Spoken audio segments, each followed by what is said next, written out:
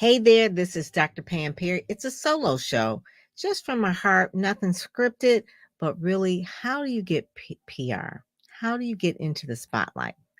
I'm an OG PR person, really helping people for over 30 years in the media. So I'll tell you just some things from my heart how to get PR. Okay? Right after this. Welcome to the Get Out There and Get Known podcast. Join Pam Perry, veteran PR strategist, Emmy award-winning producer and publisher of Speakers Magazine, who will show you how to crack the code in getting out there to get known. Each week, she either interviews her media friends, PR colleagues, or she just goes solo, offering you strategies on publicity, publishing, and platform building. So listen up to hear how to get booked on media places and on superstar stages. Now, here's your host, Pam Perry. Hey, I get hyped on my own music. That is my husband's voice on that voiceover on that intro. I'm so excited. This is, I don't know if you can see it.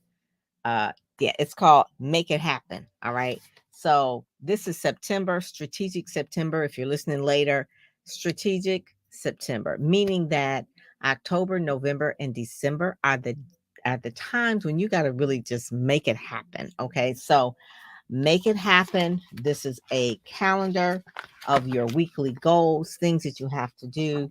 Class is in. All right. So what I'm going to talk about today is really the heart of PR. People are always saying that, I want to be a publicist. I want to get publicity. I really want to get in the media. I have seen all the reiterations of everything. So one of the things that I want to do is make sure that people know exactly what it is in order to get PR. I produce Speakers Magazine. This is September's issue. Betty Hines is on the cover. There she is on the center spread. Betty's got that boss move. I just love it. I love it. And I want people to really understand too that it's not about really your story in terms of you really pitching the media. It's about who you know and the timing. So you can have a great story and it has all the juice and you're ready to send it to Oprah magazine, say it's about health and wealth. And maybe they're working on, I don't know, the February issue. Has to do with love and Valentine's. Great story, has to do with health and wealth, but then they're talking about love. So the things that I'm going to make this really, really simple is that in order to get PR, it must meet the timeliness, the newsworthiness, and going to the right media outlet. Does it help if you know the media? Yes, of course. Timeliness is its own thing. So knowing the cycles of news are so important.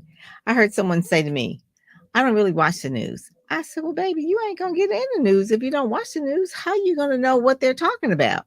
So you have to know what they're talking about. What are their pain points? What are the things they like to write about? What are the things they want to share with their audience? And if you have something that you have in your heart that you want to share with their audience, not to sell anything, because remember, the media is not there. The journalists aren't there to sell. The advertising department is the one that sells. You can buy ads all day. That is a whole nother thing about people buying ads on the social media. They're wearing themselves out. But with journalists, they're looking for real stories that are interesting to their audience, that's timely, that's relevant. And so when you're writing a pitch, you're pitching a newspaper, you're pitching a television station, you're pitching a radio station. When we're sitting down and doing a campaign, say we're doing a campaign for October for Breast Cancer Awareness Month, Pink Month, right? Do we start now? No, we start strategy a few months back so that we will know exactly when it's time to hit what is the thing. Because if someone's going to be writing something for October, they probably have already decided in the month of maybe August or September what they're going to write, depending on what the outlet is. If it's TV or radio, if it's broadcast, probably not so much. Digital, probably not so much. But if you're trying to get into a newspaper, they need a longer lead time, especially if it's a weekly. A magazine, probably 3 months at least.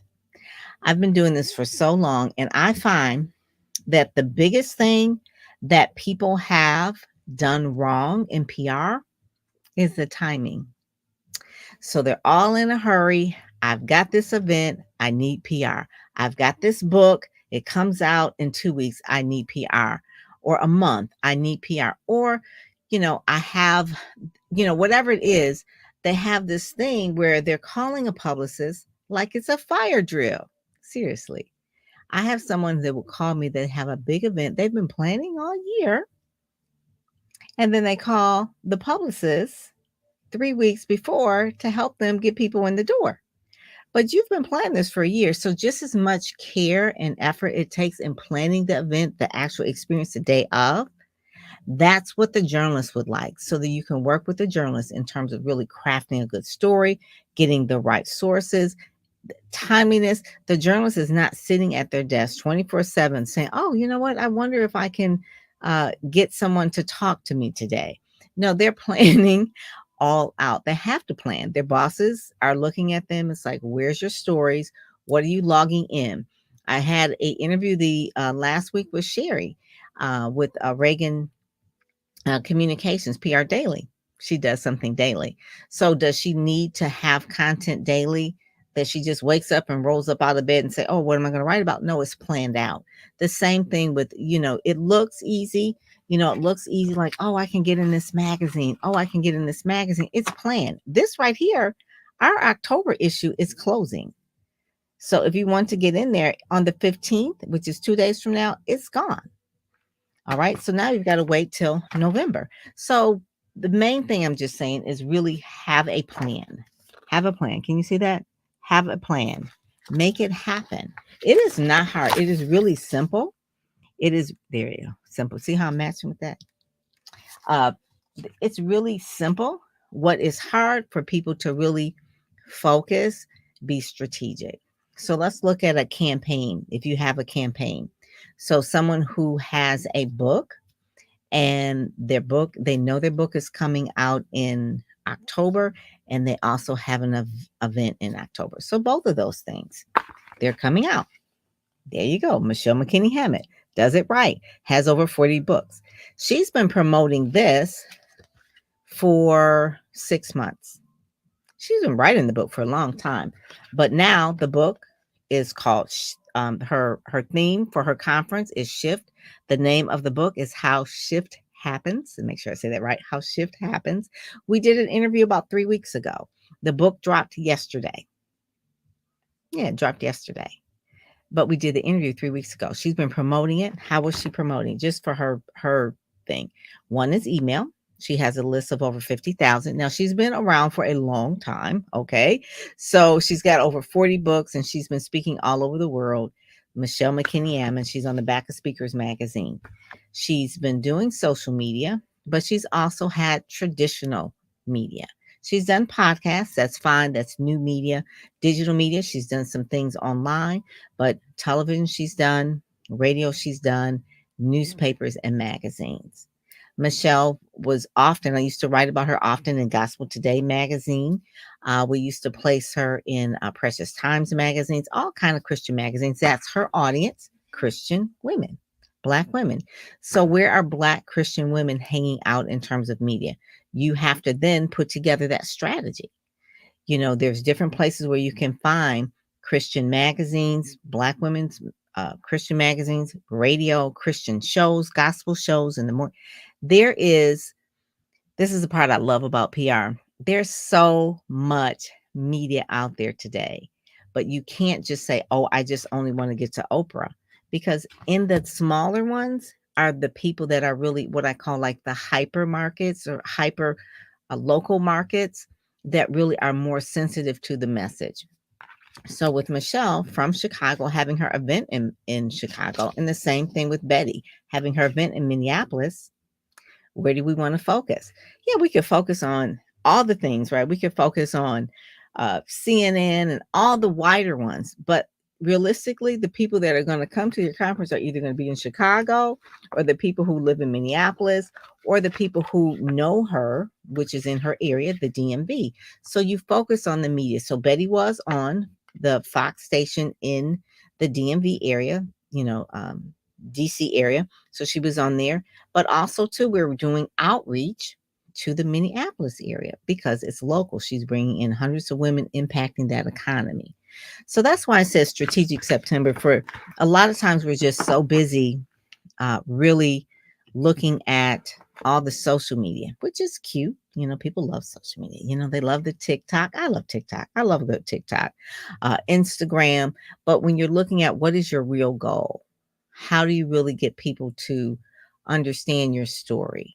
How do you really create a position of authority and expertise? How do you position yourself in the market? Anybody can post on Facebook. Anybody can post on any social media. Anybody can get on YouTube. Anybody can stream. Not that I'm against streaming. You know, I love streaming and podcasting, but it takes a little bit more finesse, a little bit more strategy to really understand how to get into the media outlets. It takes a pitch, takes a press release, takes a press kit, and all the branding assets that you really are that are really needed. And people don't understand, like, what are all the media assets that are needed.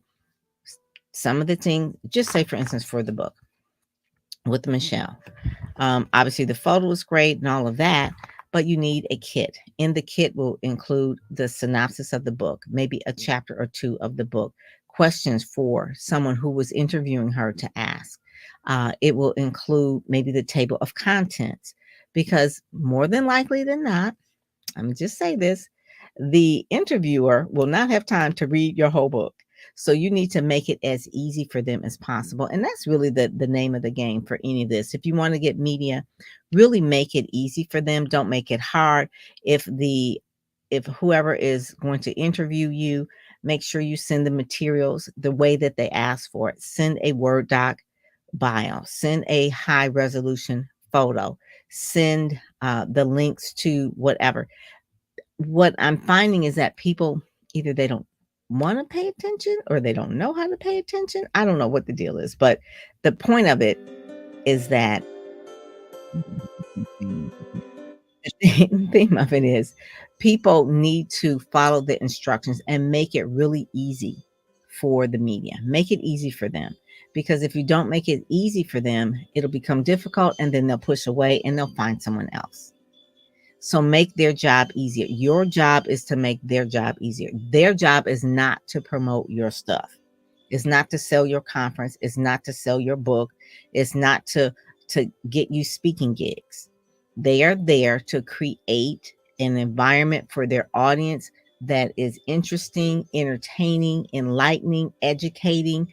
That's what their job is. So it's not really for you to say, oh, okay, well, I have this thing and I'm going to just make sure I get on all these television stations so they can make me famous and sell my stuff.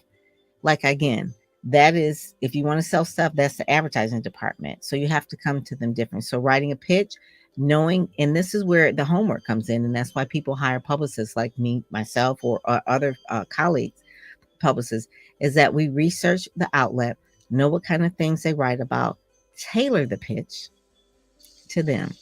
So no, we don't chat GPT that, because you can't tailor that, right? You've got to actually know what each media outlet likes. The press release can be general, but the pitch has to be specific. How about that? That's really it.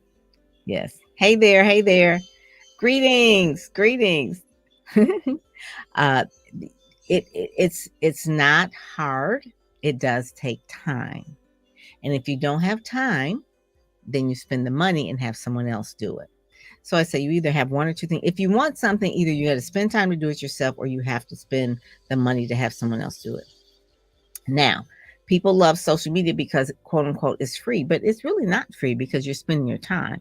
You're creating reels, you're writing content, you're getting pictures. It could, listen, if I was starting out today, that would wear me out.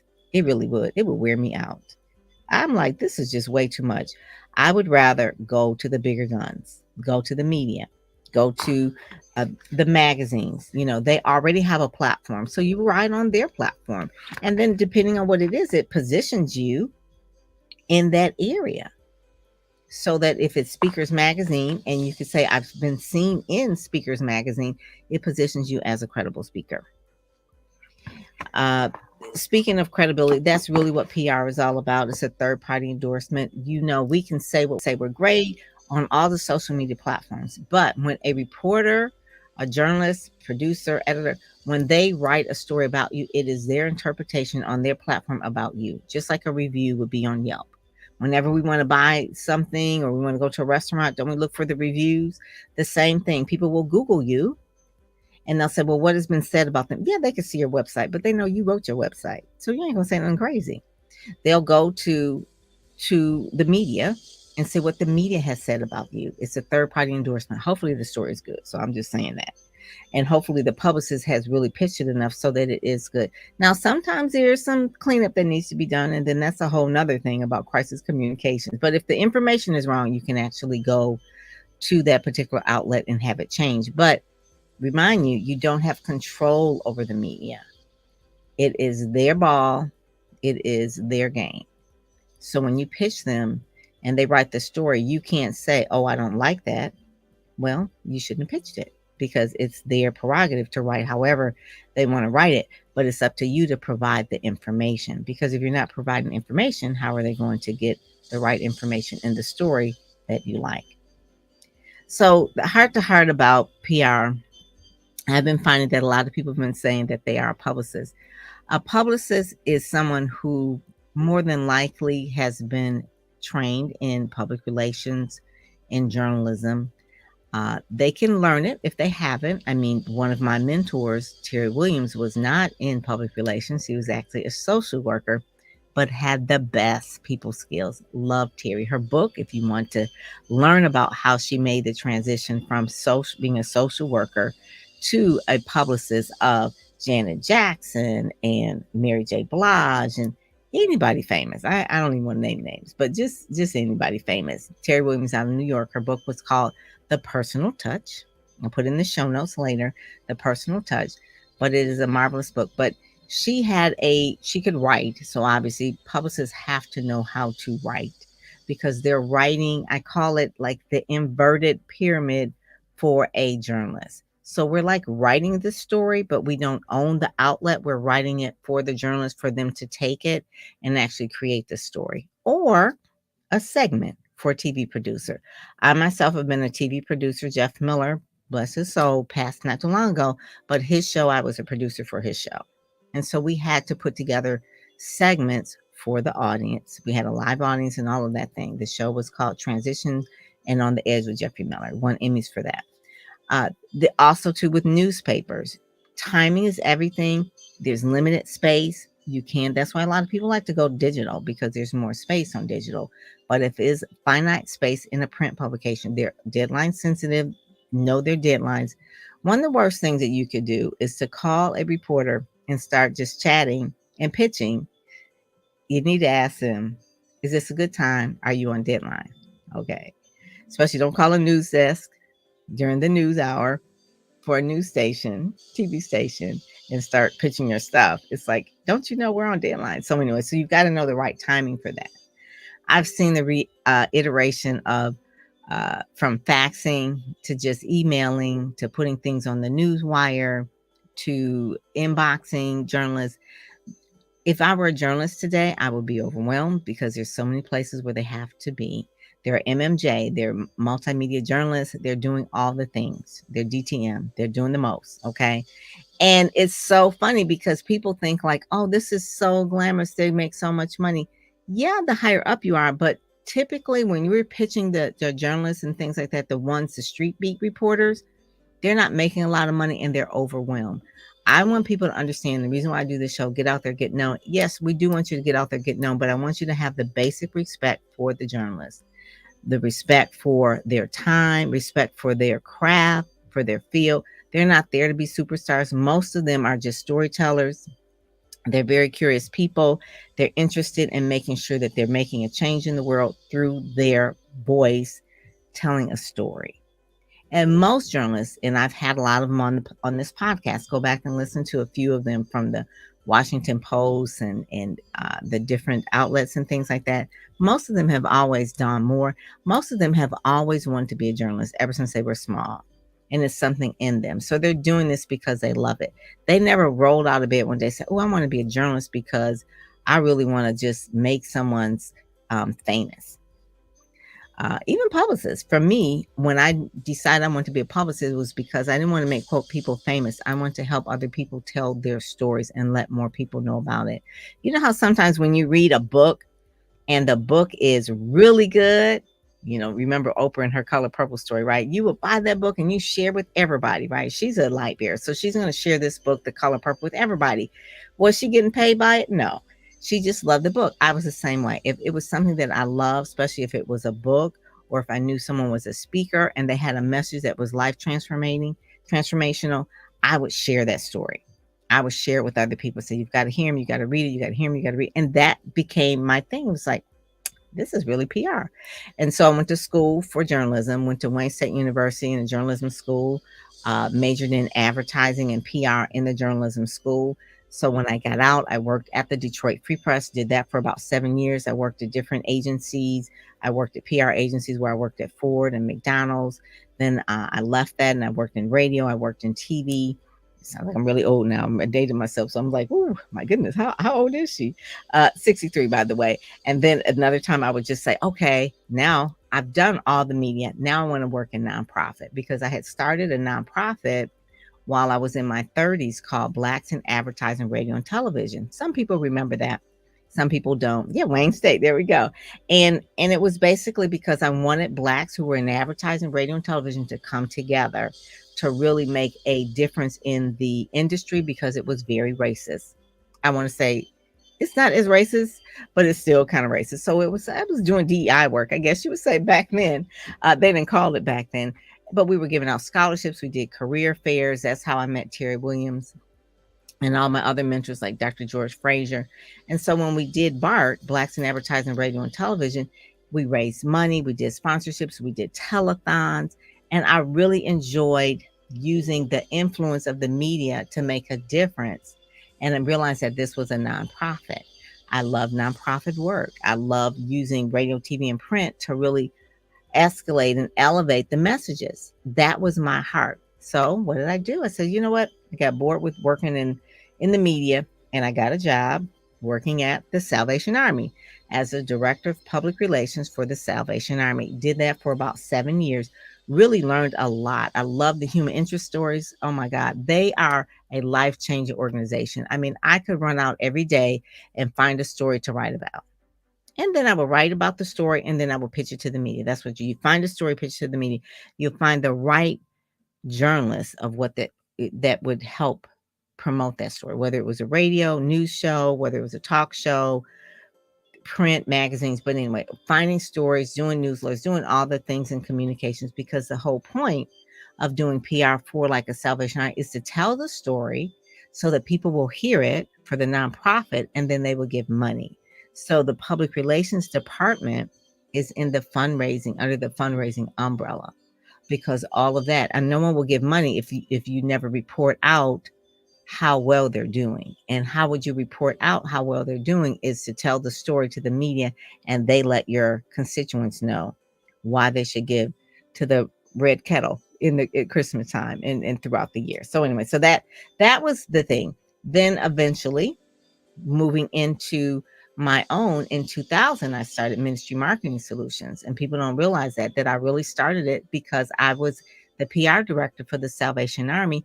And I said, let me do this within my community, within the Black community, within the Black church. So I work with Word of Faith, Greater Grace, Straight Gate.